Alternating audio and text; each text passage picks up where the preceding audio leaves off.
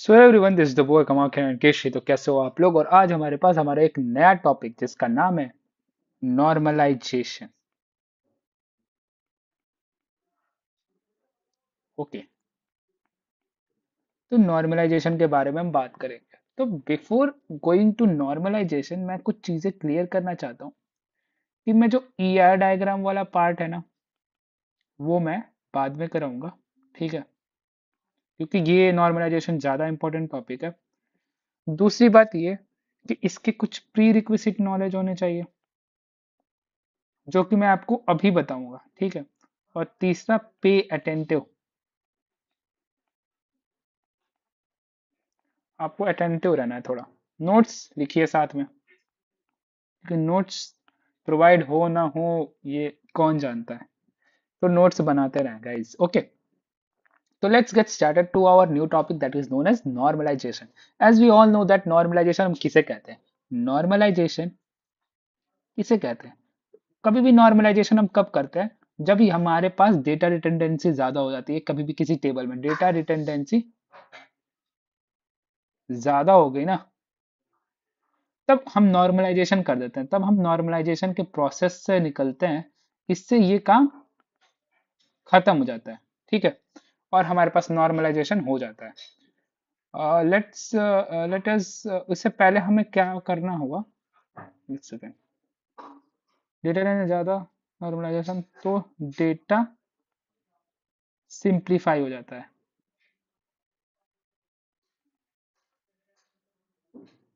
ठीक है, तो अभी अपन को पहले कुछ कुछ बेसिक टर्मोलॉजी हमें सीखनी होगी कि क्या हमें चाहिए इससे प्री रिक्विजिट नॉलेज में, राइट। तो बेसिकली इससे पहले हमने फंक्शनल डिपेंडेंसीज के बारे में सीखते हैं। ठीक है, functional dependencies, right. And what is known as functional dependencies. आपको पता होगा कि फंक्शनल डिपेंडेंसी किसे कहते हैं। नाम से पता होगा, किसी भी फंक्शन का डिपेंडेंट स्वरूप is known as functional dependency, right. तो तो basically to define a functional dependency, what you have to do, like relationship हमें शो करना है। तो किसमें रिलेशनशिप होना चाहिए।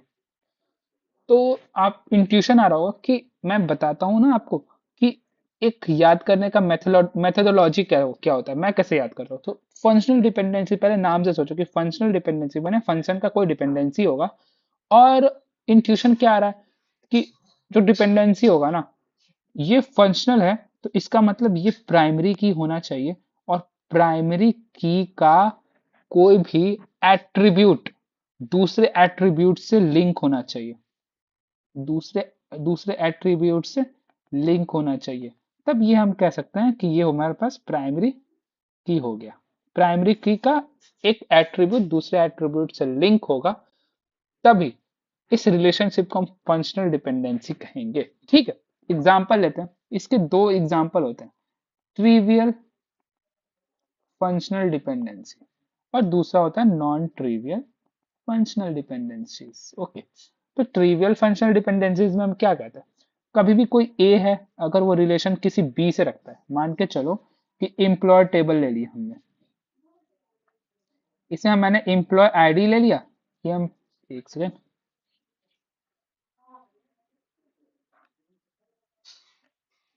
इसमें मैंने एम्प्लॉय, मान के चलो यार मिट गया, कोई नहीं। जैसे मैंने बोला एम्प्लॉय आईडी, ठीक है, इसे मैंने बोला एम्प्लॉय नेम। ठीक है, तो अगर ए नेम है, बी नेम है और एक्स वाई जी और वाई जेड, वाई जी एक्स, ऐसा कुछ एम्प्लॉय नेम है। ठीक है, कुछ भी ले सकते हैं। तो हम बात करेंगे कि ट्रिवियल फंक्शनल डिपेंडेंसी तभी कहेंगे ना, जब ए इज ए रिलेशन, ए हम एम्प्लॉय आईडी को बोल रहे हैं और बी हम बोल रहे हैं एम्प्लॉय नेम को। तो क्या कहेंगे कि अगर ए बी का मामला है ना, ए बी से रिलेटेड है ना, तो जो ए होगा ना, वो पक्का सबसेट ऑफ बी होगा। ठीक है, बात समझ रहे हो। जैसे मैंने बोला ए का relation A B C D E है, ठीक है, और ए बी से रिलेटेड है, तो B should be subset of A. मतलब क्या होना चाहिए कि ए, और ए में क्या है, ए बी सी, तो ए ऐसा होना चाहिए, ये तभी कहेंगे हम ट्रिवियल है। मतलब जो हमारा बी है ना, बी यूनिवर्सल सेट में बड़ा होना चाहिए, और ए उसका सबसेट होना चाहिए। या फिर आप सिंपल सीधी बात रखो, कोई पूछे कि ट्रिवियल फंक्शनल डिपेंडेंसी क्या होता है, तो ए अगर बी को फॉलो कर रहा है, तो B is a subset of A. That is a basic definition. मैंने आपको क्रिस्प आपको इम्प्लीमेंटेशन पार्ट से ये बताया है कि ये जो पार्ट है ना, इसको आप समझा दोगे तो आपको ज्यादा पॉइंट्स मिल सकते हैं। चलो, अब बात करते हैं trivial non trivial functional dependencies के बारे में। Functional dependencies. Dependencies. Okay. Spelling. Maybe I am wrong.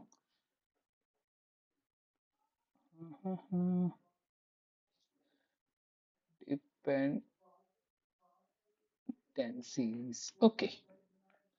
Now, what we know, what we think, जब हमारे पास नॉन ट्रिवियल फंक्शनल डिपेंडेंसी आता है, तो बस जो ट्रिवियल फंक्शनल डिपेंडेंसी है, जो ट्रिवियल फंक्शनल डिपेंडेंसी है, वो उसका उल्टा। तो हम क्या कहते हैं, जब ए हमारे पास बी में था, और बी जो सबसेट ऑफ ए जो सबसेट ऑफ बी, ये था हमारे पास ट्रिवियल। अब ये चीज नहीं होगा ना, तो हम कह देंगे इसको non trivial functional dependency. Similarly इसका एक मॉडिफाइड वर्जन हो सकता है। ए अगर बी में गया, ठीक, B is not subset of A, ठीक, तो इसको आप सोच सकते हो, A intersection B is equal to null, ये होगा। समझ रहे हो, मतलब दोनों में कुछ कॉमन ही नहीं होगा। मतलब अगर मैं एक वेन डायग्राम की तरफ बताऊं, तो ये ए और बी हो जाएगा। समझ रहे हो आप, मतलब ए गया बी, बी में जो ए के मैटर है वो बी में नहीं है। समझ रहे हो आप, ए बी में गया, जो B is a universal set और उसमें ए का आइटम नहीं है, तो ए और बी पक्का अलग अलग होंगे।